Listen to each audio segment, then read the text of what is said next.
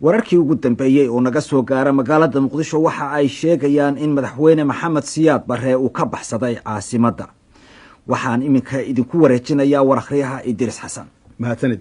xaalka ka taagan magaala madaxda Muqdisho ee dalka Soomaaliya wali jaha wareer weyn ayaa ka taagan kadib kolkii uu ka baxsaday President Maxamed Siyaad Barre magaalada oo dabeeto lagu dhawaaqay in dhaqdhaqaaqa USC iyo ciidamadoodu ay qabsadeen xukunkii dalka.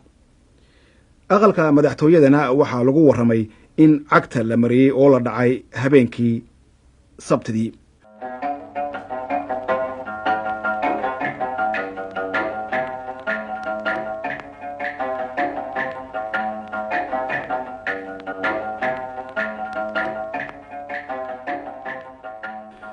kahor intii aan xukunka laga ridin madaxweynihii hore ee Soomaaliya Maxamed Siyaad Barre iyadoo markaa dagaaladu ay si baan uga socdeen magaalada Muqdisho ayaa waxa uu jeediyay hadalkan oo ahaa kii ugu dambeeyay ee uu ka jeediyay reediyoga Muqdisho kahor intii aan xukunka laga ridin dabayaaqadii bishii January sanadkii 1991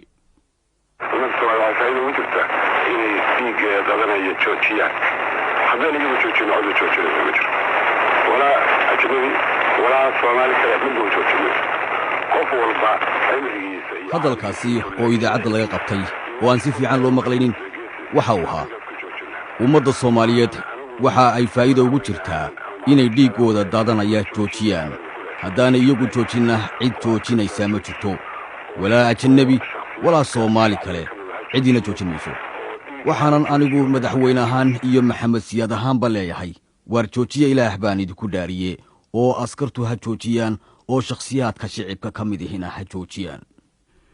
isla bishii January 28 ayay BBC-du ka warantay dhicitaankii dawladdii hore ee Soomaaliya. wararkii ugu dambeeyay oo naga soo gaara magaalada Muqdisho waxa ay sheegayaan in madaxweyne Maxamed Siyaad Barre uu ka baxsaday caasimadda. waxaan iminka idinku wareejinayaa warakhriyaha Idris Xasan. mahadsanid. xaalka ka taagan magaala madaxda Muqdisho ee dalka Soomaaliya wali jaha wareer weyn ayaa ka taagan kadib kolkii uu ka baxsaday President Maxamed Siyaad Barre magaalada oo dabeeto lagu dhawaaqay in dhaqdhaqaaqa USC iyo ciidamadoodu ay qabsadeen xukunkii dalka.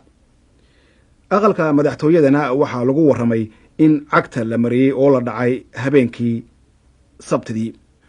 warar naga soo gaaray magaalada Nairobi ayaa waxa xaqiijinaya in ay isugu dhawaayeen oo ay jaalayaal ahaayeen madaxweyne Siyaad Barre General Maxamed Cali Samatar in lagu daweynayo cusbital ku yaala halkaasi kadib kolkii lagu dhaawacay isaga oo ka soo baxsaday dalka Soomaaliya. General Samatar waxa uu ku socday baabuur uu ku aadayo dalkaasi Kenya waxa dabeeto dhexda ka helay dagaalyahanka dhaqdhaqaaqa Somali Patriotic Movement. gabar u dhalay janankuna waxa la soo sheegay in iyadana lagu daweynayo cusbitalkaasi. dhowr maalmood kadibna waxa magaalada Muqdisho lagaga dhawaaqay in Cali Mahdi Maxamed loo dhaariyay inuu noqdo madaxweynaha ku meel gaadhka ee Soomaaliya. bismillahir rahmanir rahim haygu wallahi haygu wallahi haygu billahi haygu billahi haygu tallahi haygu tallahi dalka iyo dadka iyo diinta aan daacad ugu shaqeynayo oo midnimada Soomaaliya iyo cadaaladda dantayda khaaska ka hormarinayo. Allahu akbar. munaasabadaasi kadib ayaa Cali Mahdi waxa uu jeediyay hadalkan. waxaan aaminsanahay haddii Soomaaliya caqligeeda iyo midnimadeeda ay midayso inay si degdeg ah oo dhaqsiyo ku iloobi doonto dhibaatadii loo geystay muddadii 21 sanada ahayd. anigu waxaan ahay xafiis ku meel gaara waxaan ballan qaadayaa oo Ilaahay hortiisa ku ballan qaadayaa muddada yar oo haayo xilka inaan ku maamulo cadaalad sinaan iyo dimuqraasiya iyo diinta islaamka oo la dhowro. laakiin baaqaasi ka soo yeedhay Cali Mahdi waxa ku gacan sayday ururadii kale ee hubaysnaa ee markaa ka jiray dalka Soomaaliya.